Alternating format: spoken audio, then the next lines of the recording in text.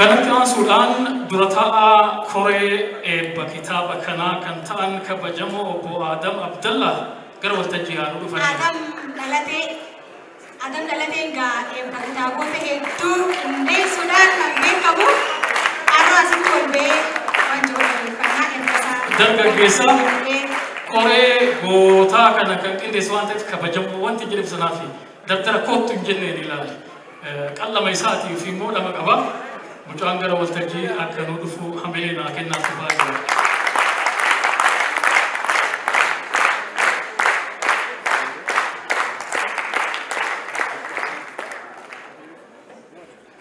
أكمل رابطة خواجم توتا أبودي خيا خواجم توتا عالودي تيجا خواجم توتا ilman oromo bagara bin wahid tu kaisa warau ni urut da kaisa dabarse asidu benja aka protocol te magaya mudaf namote tujra yame bitu ministre to tujra ambassador ta jira mabudo ta jira ayo ta jira kantibo ta jira bujto ta jira nama kapso oromo ti gumaje bore tokkof namni motuma kaisa jiru sagantaa sarratti hirmaachuun akka oromootti waan haaraa takka waan taateef hedduu si laa gammadee baga nu boonsitanii siin jaa. Itiyaan Sudaan sooressa jaarraa abbaa gadaa nuti ijoollummaan dhalootaan gama qabu illee kana waan hin ta'eef dhagaatii guddadhee nama addaati nama wanni addeessa godhu dandeettii addaa ta'e inni qabu dandeettii hunda qabaachuudha. Sooressa jaarraa abbaa gadaa dandeettii hunda qabu peesmilitarii maan nama waraana dandeettii qabu dippiloomaasii dandeettii qabu miidiyaa irratti nama zamana namni kaameraa hin qabne kaameraan deemu nama xayyaaratti qabu keessatti tol'u nama haasawa akka ajaa'ibaa danda'u nama bareeda ajaa'ibaati rabbiin raamataa godhuuf isin jaa. Itti aansuudhaan sagantaa bareedduu tana qopheessuudhaaf akka horeetti horee dhaabnee nuti yoo sooressi godhanuu gale nuti magaalaa mana karaa keessa gallee sagantaa kana qopheessuu waan dandamnaa jenneeti bakka kitaabaa kanaaf tattaaffii goonee yoo tattaafatan bakka takka nu magaanii guyyaa kana akkanatti arguun an reefu sagantaa nuguu jalqabu an ammoo yoo gala deemes sagantaan bareedee jeetiin ture yoo gala deemes nagaa hin jeen ijoollee hojii qopheessinu. Baga gammadanii baga kana wal agartanii isin jaa hedduu isin irraa gammadee itti aansuudhaan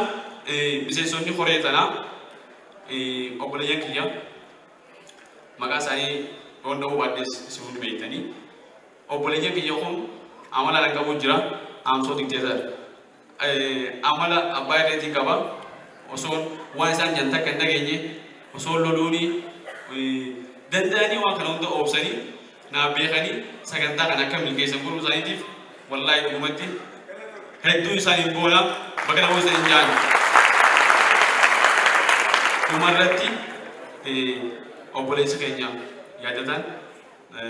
rabbiin isa kana andiyoo tana guyyaa inni ispoonsarri nu ta'u maquma sooressaa kanaawu sooressa rabbi raamtaa godhuufi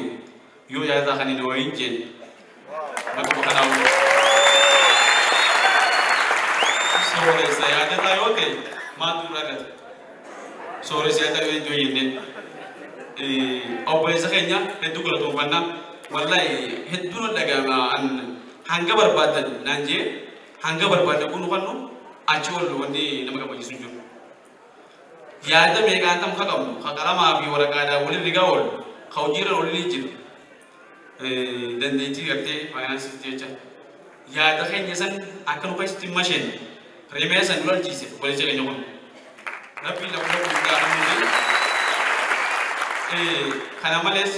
obboleeyyan keenya hedduu jira warra mastermind kajaniin nu duuba nuti ijoolleedha ergaadhaan ni fiina warra nu ergatu jira warra gartee kaayyoo abbootii keenya kanatti akka sochoonu nu godhu jira obboleeyyan keenya kun waan gaarii nu godhufne waan bareedaa dhuftanii waan hin taane yoo dhufne ijoolleedha abbadhaa isin ijoolleedha ammaan dura horra nu jiru abbaa keenya abbaa gadaa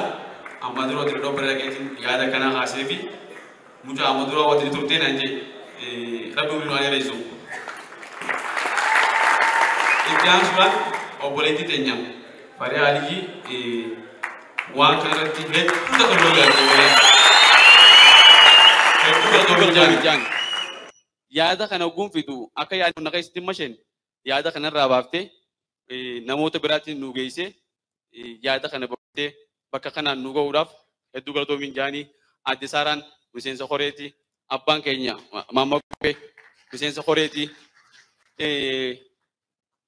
adde Jaatu Saanii ministeerri aadaa turizimii obbo Qajeelaan waamicha keenya kana nu qeebalee sochii hedduu goone hundi nu milkooyte as ga'uudhaaf ayyaana kelma keessanii tokkotti hedduun isin raaboone bagaan ilma keessan ta'e fuuldurallee ilma keessan gaarii kan ta'u du'aa ina godhan isin jaa hedduu galatooma kanumaan jaa Adam dhalate